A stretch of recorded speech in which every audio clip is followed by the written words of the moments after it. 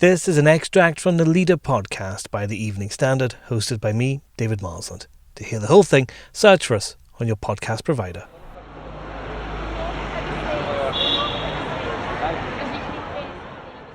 This was Christmas in the West End last year, the streets crammed with shoppers, above them the famous lights of Oxford Street.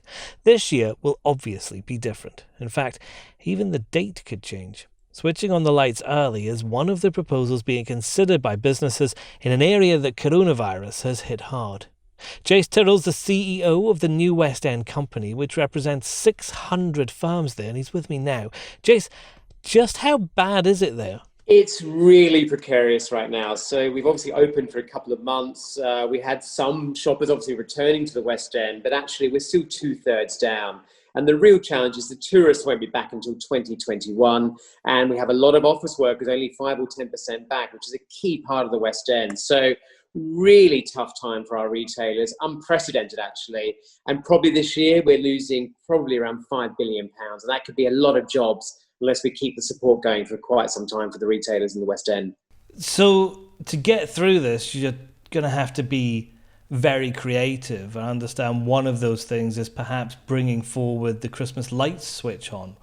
When would that be and why would that work? I think with social distance still in place, and probably this side of Christmas it still will be, we need to spread out the demand. Obviously, peak Christmas, we have a lot of shoppers in the West End, even if the tourists aren't here.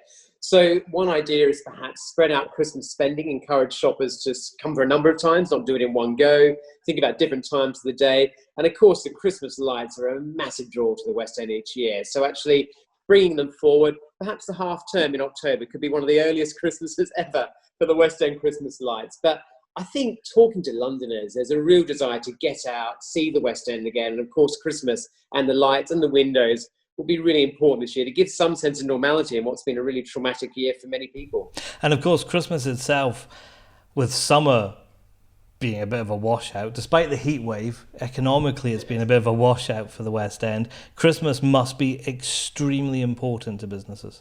100%. I mean, in normal years, some businesses could take almost half of their trade in those 10 weeks. So it's such a key part of the West End economy.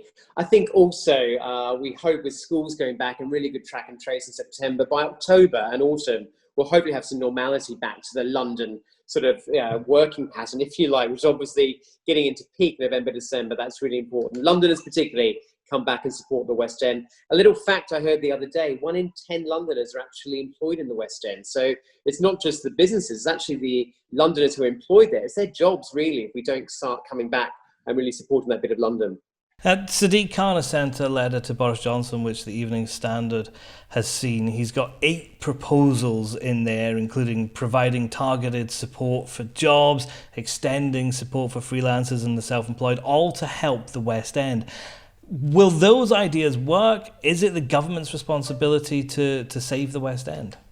I think it's a combination. I mean, it's public and private sector. We've got to find innovative ways to really help. But I think what the mayor's pointed out is just how precarious and how on a knife edge it currently is. And a lot of decisions for a lot of companies are going to be made in the next 4 to 6 weeks, long before the budget in November, of what they're going to do with their stores, what they're going to do with their staff. So I think a lot of what he is saying we absolutely support. And I think the one big issue for us is business rates, actually, which, London was hit really hard with rates. We had an 80% increase a couple of years ago. And if we go back to that on the 1st of April next year, you're going to see hundreds of businesses close. So the government really needs to, which the mayor is calling for, come out in the next month on what we're going to do from the 1st of April next year. Of course, we've been talking about shops and tourism so far, Jace, but if you say London's West End in New York City, they'll think of theatres. Yes. And they're all closed, and it doesn't look like they can reopen just now. Is there any life there at all?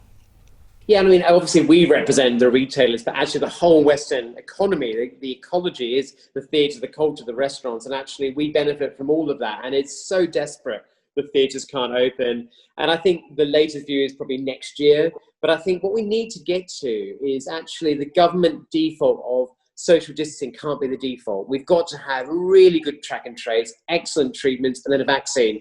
And we can't go on for another 12 months with social distancing. So I know there's a lot of people thinking about this. And of course we want the theatres back because that's part of what the appeal of the West End is. So maybe this Christmas we can do some stuff with the theatres and bring some of that panto and culture to life in the streets of the West End in a very unusual year. But the sooner the theatres open, the better for retailers and restaurants as well. That's what we need, a panto in Oxford Street, isn't it? Yes.